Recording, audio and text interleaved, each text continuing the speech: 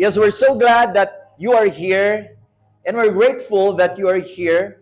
Kaya tama lang kasi andito ka. At kung andito ka, ibig sabihin, you're journeying with us. And God's beautiful message for us today is that we need to live in God's house of grace. Everybody say, house of grace. We'll be reading from the Gospel according to John. Tingnan natin in John chapter 5, starting with verse 2. Let's read it together.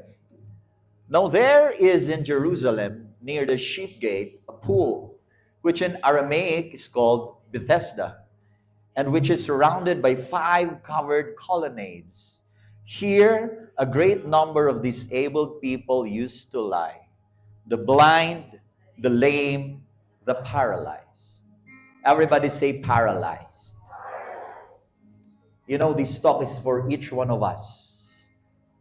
Because naniniwala ako, whatever form, whatever area, meron tayong paralysis. Sino dito yung may pinapangarap? Aha. Tapos, hinihintay mo pa. Yes? Hinihintay mo pa. You're praying for something, you've been working on it, but it's not yet there. Or maybe you're performing, yes, good, praise be to God, but it's like there is a certain ceiling na hindi mo matawid-tawid. Parang hindi ka makapag-breakthrough. And that could be a form of paralysis. Meron din yung talagang you still haven't moved on. Yung lahat na gumagalaw, ikaw na lang hindi pa. Ayan. Sabihin sa katabi, mag-move on ka na.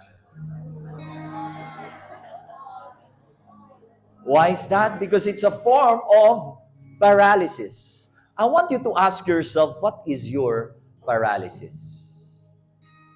What is your paralysis? It can be external, it can be internal.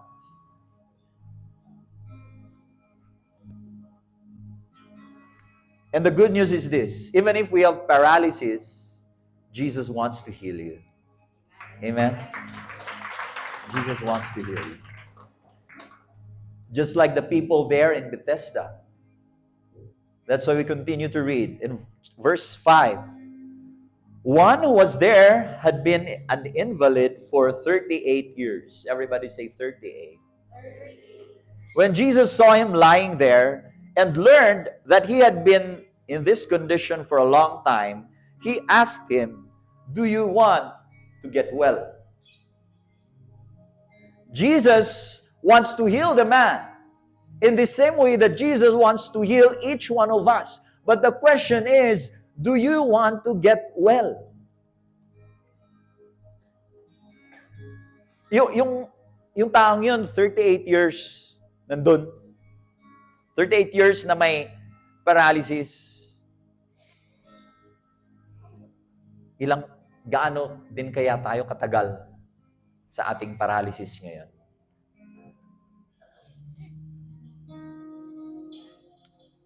At tinatanong tayo ni Jesus ngayon, do you want to get well?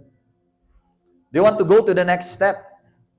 Do you want to do the thing that you've been dreaming for, but you're not taking action?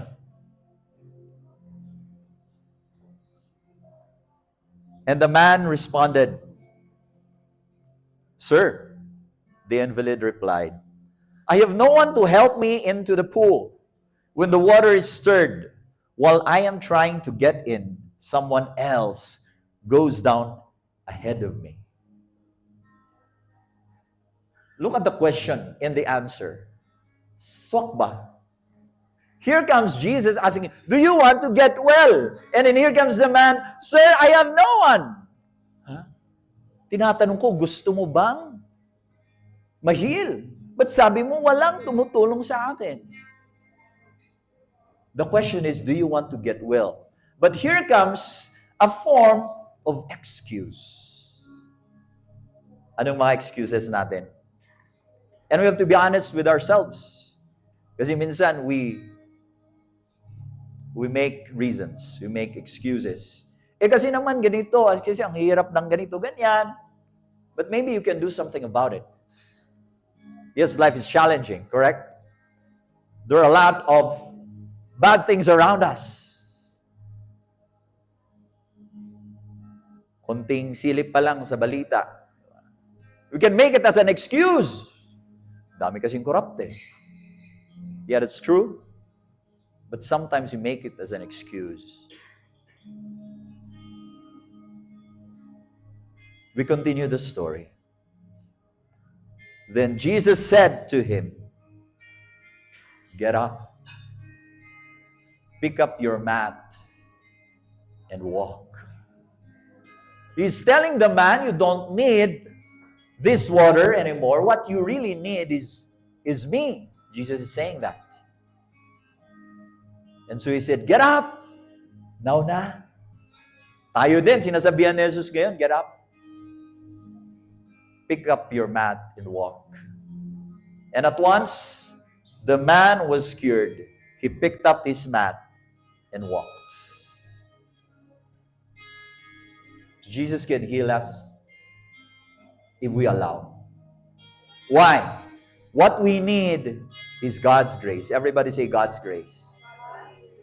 But also that grace can only work if we cooperate with His grace. And how do we ensure that we cooperate with God's grace? We continue to stay and live in God's house of grace. Amen. I invite you to pray. Put your hands over your chest. Jesus, thank you for reminding us to live in your house of grace. We have paralysis, Lord. We are stuck on something. We need a breakthrough. And it is by your grace that is going to happen with our cooperation. May we welcome you and continue to stay in your house of grace. This we pray in your name. Amen. Let's sing to the Word of God.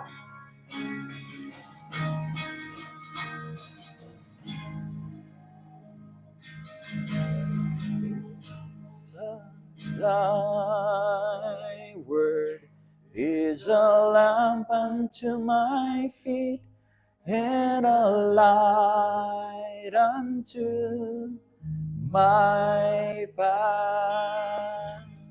Palakpakan natin si Lord. Palakpakan din natin ating worship team. Yeah. Pwede po kayo magsiupo, tapikin ang balikat ng nasa kanan, sabihin mo sa Kanya, "Salamat, nandito ka." Oo, Paskong Pasko, magpapasko na. We are in the season of Advent, we're preparing for something great. And I pray that this message will help us in our preparation. Yes? Kumusta ang preparation nyo?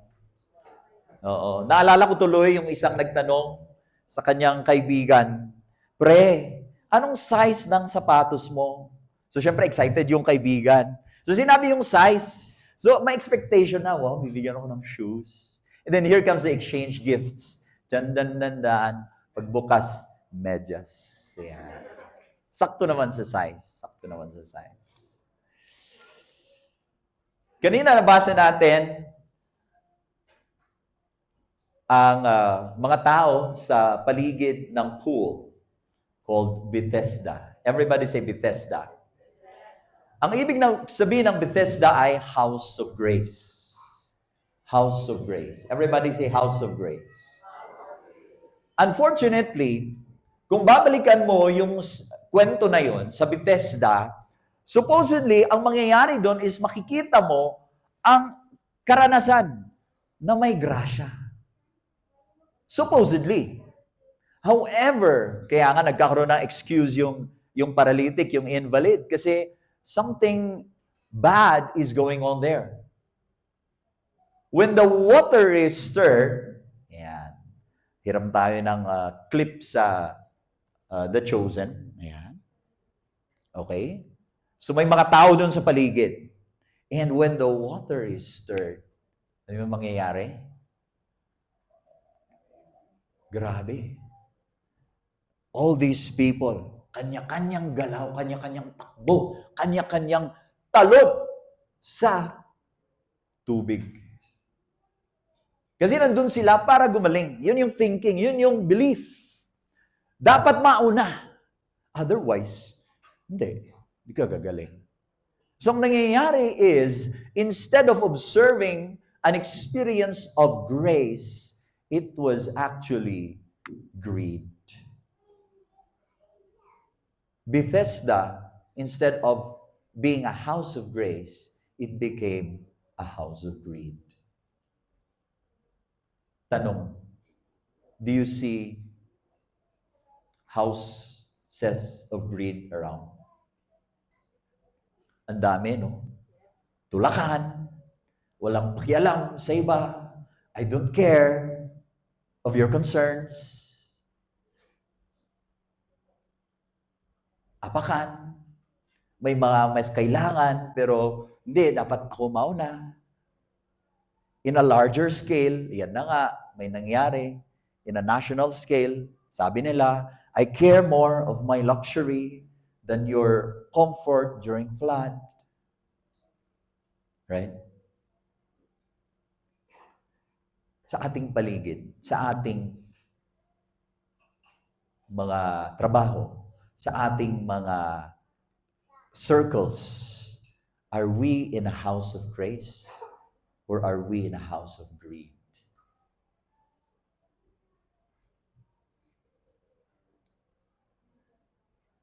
Nako, dadami na naman ang sasakyan sa Baguio.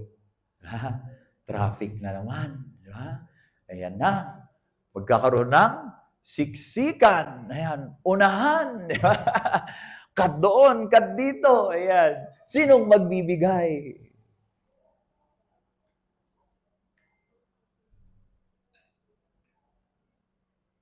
Ito. Kailangan na nating makita. Baka naman may ibang itsura. Baka naman may totoong Bethesda. Baka naman may mas maganda na makita natin, really a house of grace. And that is why we'll try to parallel this story of this paralytic man to another story of a paralytic. And it's in the gospel written by Mark in chapter 2. Basahin natin. When Jesus returned to Capernaum, several days later, the news spread quickly that he was back home. Soon, the house where he was staying was so packed, everybody say packed, with visitors that there was no more room. Let's go to the next verse. While he was preaching God's word to them, 4 men arrived carrying a paralyzed man on a mat. So may paralytic na naman. Oh, pakita natin yung picture so we can better appreciate it. So here they are, papunta sa bahay ni Pedro, kung saan si Jesus ay nagpapagaling, nagpipreach, and it was so packed by so many people. So in verse 4, mabasa natin, they could not bring him to Jesus because of the crowd. So, they dug a hole through the roof above his head. Then they lowered the man on his mat right down in front of Jesus. So isipin mo yun, siguro parang nandito, punong-puno ito, pati doon, grabe, punong-puno, ginawa, and then, they lowered down. Sinong gumawa nun? Of course, hindi yung paralytic. Sinong gumawa? There were 4 men. Everybody say 4 men. Let's look at this image. It could be like that. It could be something else. But something like that. And then, verse 5, seeing their faith. Everybody say, their faith. Pansin niyo yun? Sa iba kasi, seeing his faith. Di ba? Pero dito, seeing their faith. It was referring to the faith of the 4 men. Jesus said to the paralyzed man, "My child, your sins are forgiven." And then he said, again, "Stand up, pick up your mat, and go home." This is the story of the healing of another paralytic in Capernaum. The other in Bethesda, the other in Capernaum. Here we see like agawan, unahan, there was house of greed. Pero dito, 4 na katao, dinala yung kanilang kaibigang paralytic para mapagaling ni Jesus. There we can see an experience of grace. Why is that so? For sure, the 4 men had needs too. Tama? Sila din gustong ma-experience ang healing. Siguro may mga dinadala din sila. They have burdens. They want to go to Jesus.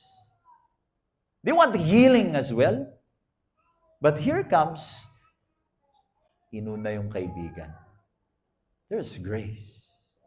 And they said, here's a powerful phrase na sana hindi lang natin marinig sa mga girls, di ba? When they go to the restroom, they call on their friends. Tama ba? Diba? Restroom lang ako. And then, sige, samahan kita. Correct? Ladies? Correct? Sa bayan, we don't get that. Right? Restroom, okay, sige, go lang. We don't say, samahan kita. Ayan. But there is this, it's a beautiful line. Everybody says, sasamahan kita. Yung 4 na lalaking yun, I believe they have said that also to the paralytic. Sabi nila, sasamahan ka namin. Kanino? Papunta kay Kristo. Oo, may problema kami. Oo, may concerns kami. Pero sasamahan ka namin kay Jesus.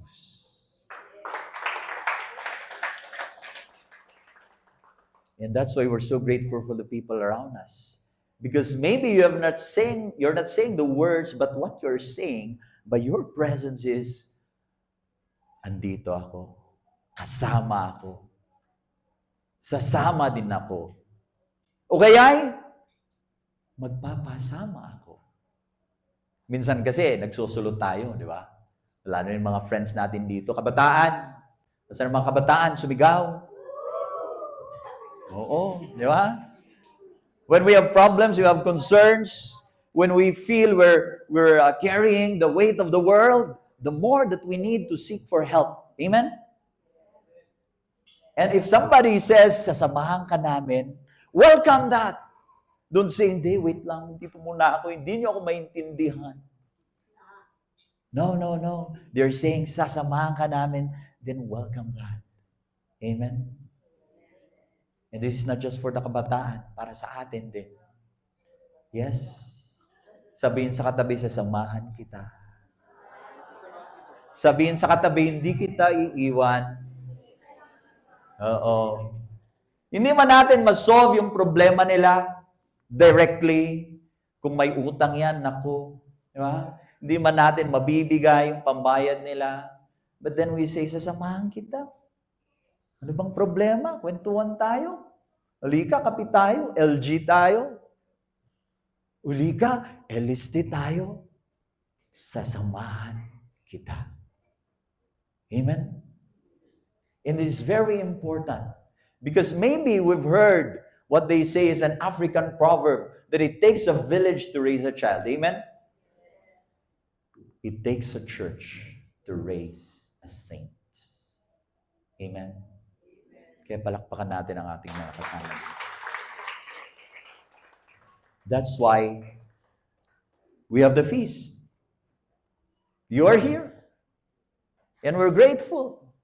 Kung wala ka sa picture, this was last Sunday, okay lang, andito ka, salamat. Yes. This is also the reason why we try to plug in with the rest of our bigger community. Just like 2 weekends ago, we had the feast conference and some of our feasters are there. Yay! Saan ka dyan, Brother Chris? Nasa hapon. Ayan. Oo. May 2 sessions kasi. Yan. And there they are. Why? They're saying, magpapasama kami. Sasamahan din. Magsasama din kami. Amen? And that's why last Sunday, we invited you to join us in our Advent Recollection sa Caris. Some of you were able to make it. Some of you not because of schedules. That's fine. Join us next time. But I love this picture. It shows how we comfort each other. We pray for each other. We feel the burden of each one, saying, sasamahan ka namin kay Kristo. Amen.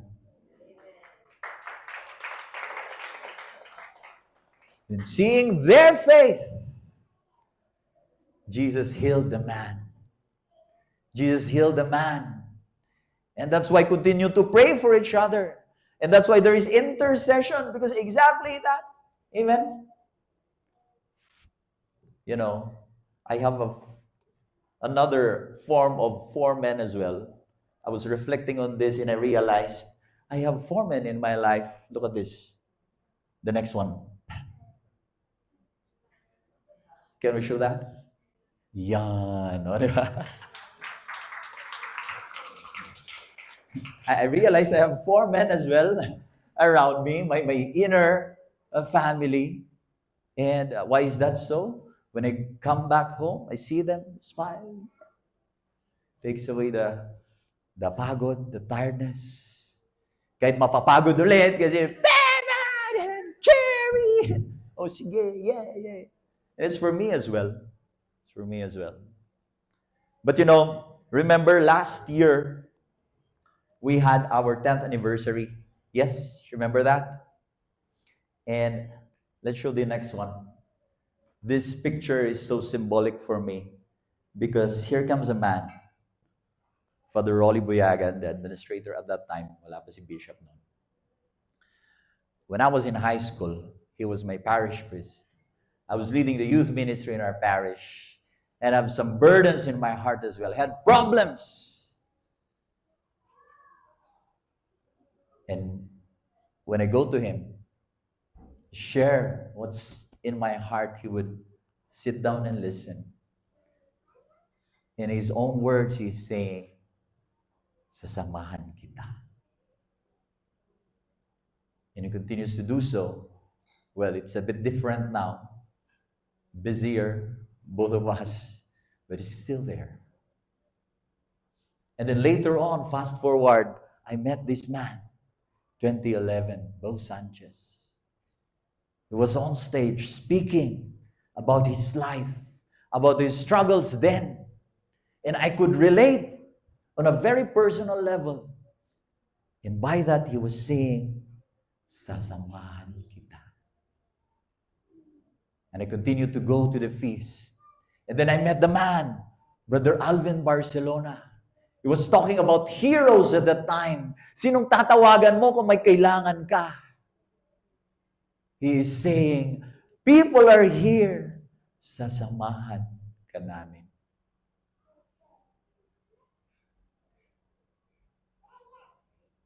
The feast, I started attending the feast in PICC. Then I had my LG. And then after the term of LG ended, I met other people who became my next LG. Can we show them? I was still single at the time. I was working alone in Makati. And then I met these people who are also young professionals.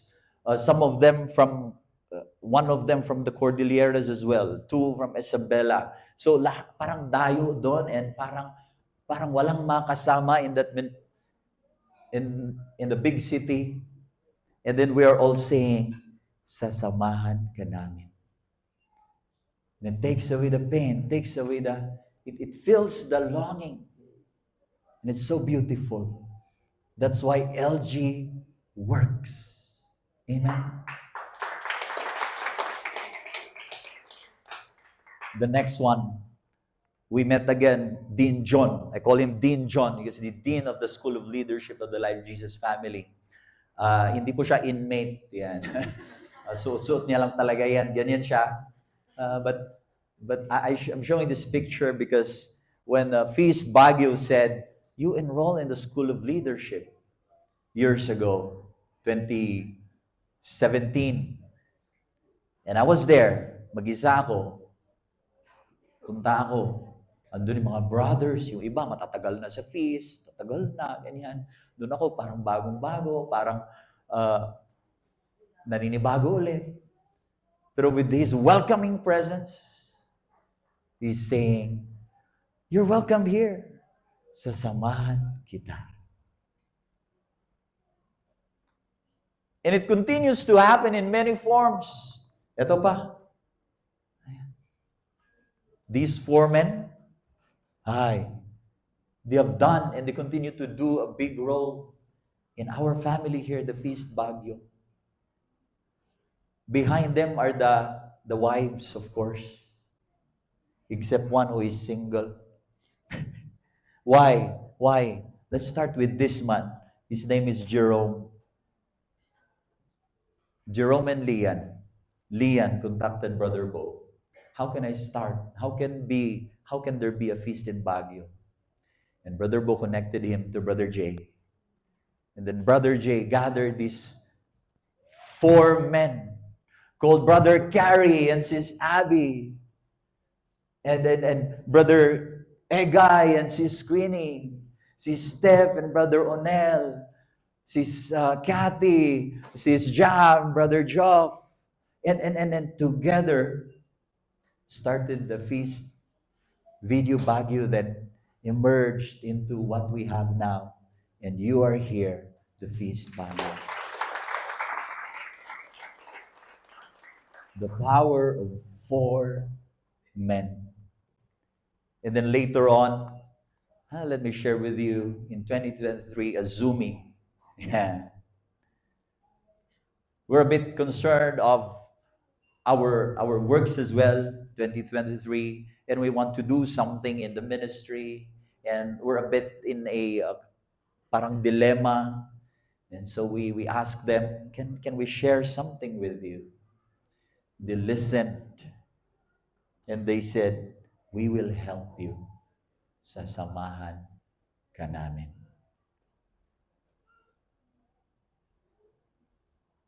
And last year, years ago, almost 2 years ago, Brother Egay said, we'll focus more on something else. He'll still help. So I'm most often here with some of our brothers. And then last year, Brother Boggs came in, officially announced, Brother Chris, ikaw na ang builder ng Feast Baguio. And ako naman, okay, how can we do this? Sabi niya, of course, you need a team. And I approached 4 men. Brother, sister, patulong naman. Kailangan ko ng tatao sa finance and admin. Pwede ba kayo? Brother Sunny, si Heidi. Sabi nila, sige brother, sasamahan ka namin. Brother, si Steph, kailangan ng tao. And lead, may tao kayo sa technical, but we need the leader for that area. Can you continue that?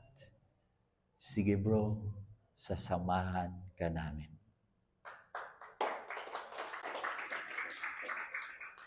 And then, Brother Gary, Sis Abby, discipleship, we need that.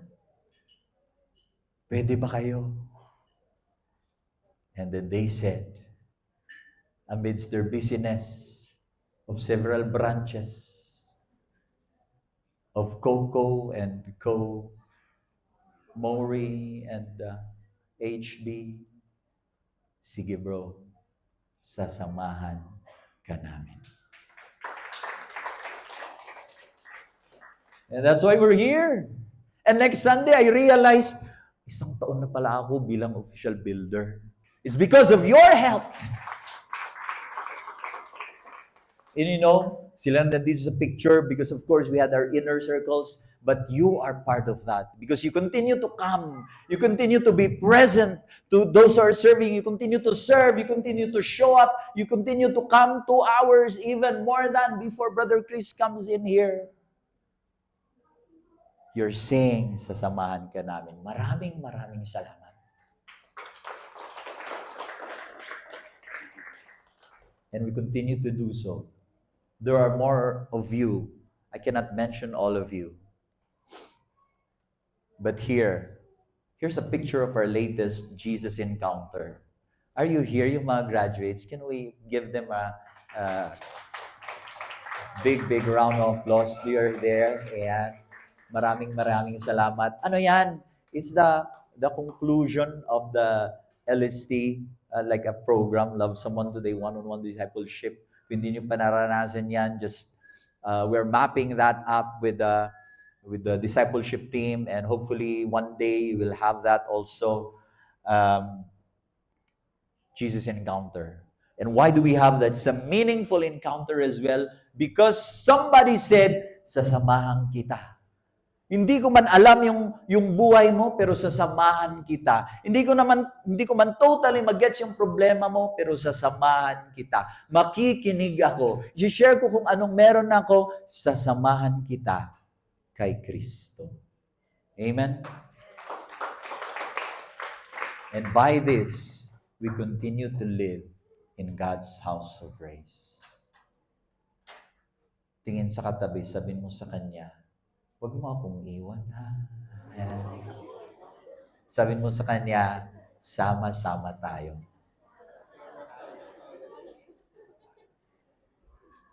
And to hammer down the beautiful message of God, of Jesus wanting to heal us, as we journey with our brothers and sisters here together toward Him, I'll be showing a video.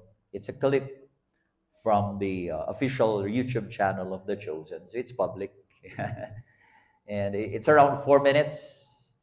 And I want you to put yourself in the character of the man. And imagine as if you're there talking, speaking with Jesus. And be there in that moment. Be there in the scene. And let Jesus speak to you today.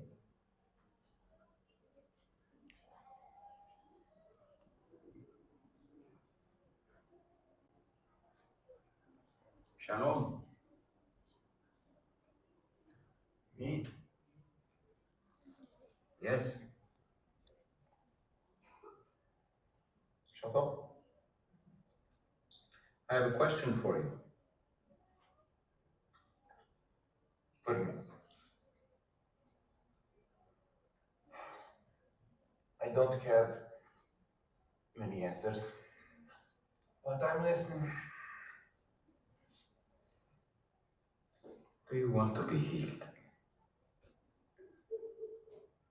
Sure. We'll get to that later. But my question remains. Will you take me to the water?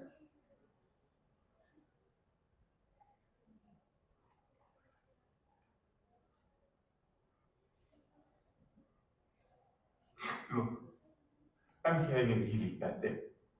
You've been having a bad day for a long time.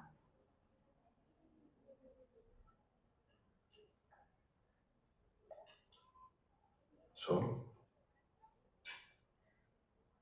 Sir, I have no one to help me into the water when it's stirred up. And when I do get close, the others step down in front of me. And so, Look at me. Look at me. That's not what I asked. I'm not asking you about who's helping you, or who's not helping, or who's getting in your way. I'm asking about you.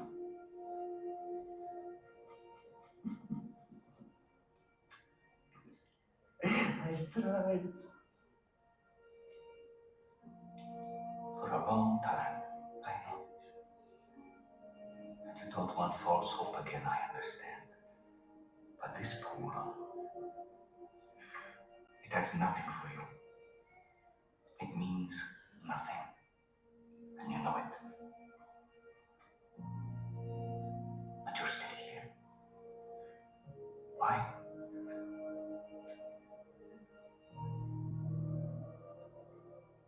I don't know. You don't need this pool. You only need me.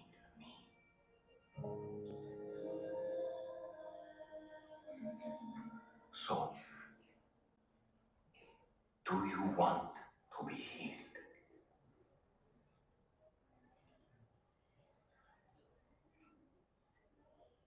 So let's go. Get up, pick up your mat, and walk.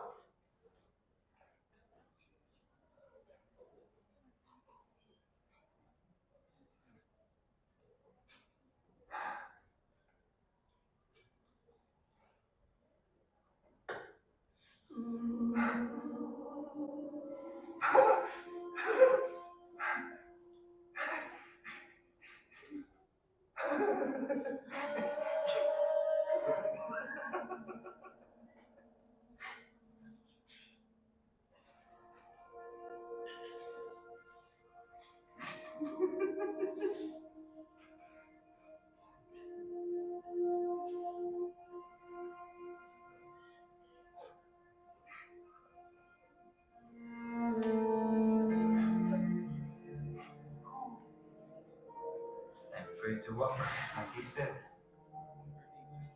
Don't forget your bed.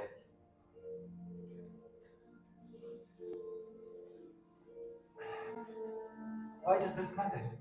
Because you're not coming back here. That life is over. Everything changes now. Everybody rise. Pick up your mats and go. What is your paralysis? What is the pool that you've been trying to hold on, to grab on? But that's not the real source of healing. Today, let's come to Jesus. Siya yung kailangan natin.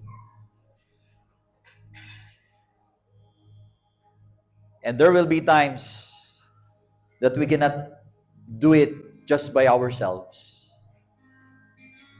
We need 4 men to help us.